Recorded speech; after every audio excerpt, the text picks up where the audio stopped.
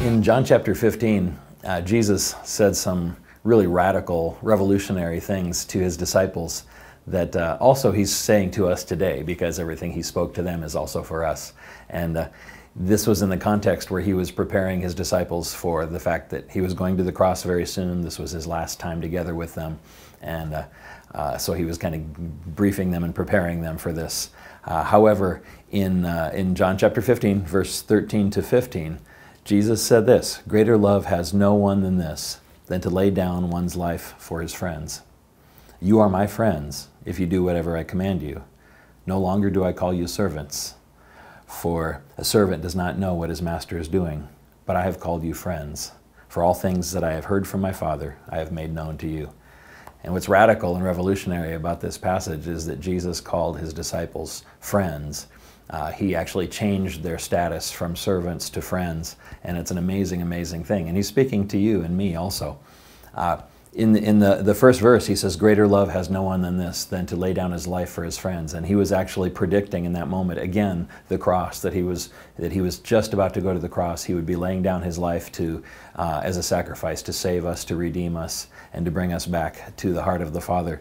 And then he said, "You are my friends if you do whatever I command you." And this verse, if I were to say that to you, or another person were to say that to you, that would be controlling and manipulative. However, Jesus is King. Jesus is the Lord. And so if the King offers you his friendship, he's still your King first, and then he's your friend also. And so Jesus is a King. We receive him as King. We receive him as Lord. But he also said, if you receive me as King, I'm also offering you friendship. And his commands were really very simple. He said, "You're my friends if you follow my commands." And his commands are really found in these chapters here in this section of John. He said, "You believe in God, now believe also in me. In the same way, believe also in me." And then he also said, "Now I command you to love one another in the same way that I have loved you." And so those are his commandments for us. And he says, now I call you friends. And then verse 15 is what really, I think, is exciting. He says, "No longer do I call you servants, for a servant does not know what his master is doing, but I've called you friends. For all things that my Father has shown me, I have made known to you." And so Jesus is kind of acknowledging the fact that under the old covenant, really, God's people were more considered servants than anything else. They believed in God, they served God, they did God's will.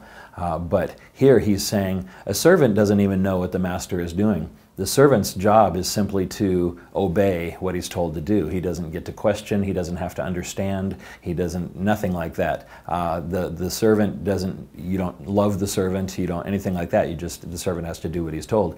And a lot of Christians really misunderstand God, and they misunderstand God's heart, thinking, okay, well, we're servants of the Lord.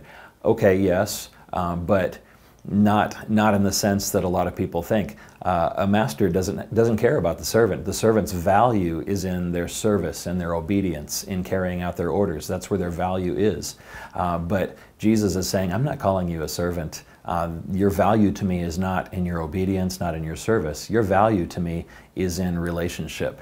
I want to be your friend. I am your King, I am your Lord, but I want to be your friend, and I want you to know my heart and have my heart and carry my heart, and what's important to me to be important to you, and to carry out my mission on earth as my friend, as someone who cares about this. And he said, everything that I have heard from my Father, I'm telling you, I'm making you an insider in the kingdom of God. And so Jesus is really speaking not only to those disciples, but he's speaking to you and me today. He calls you friend.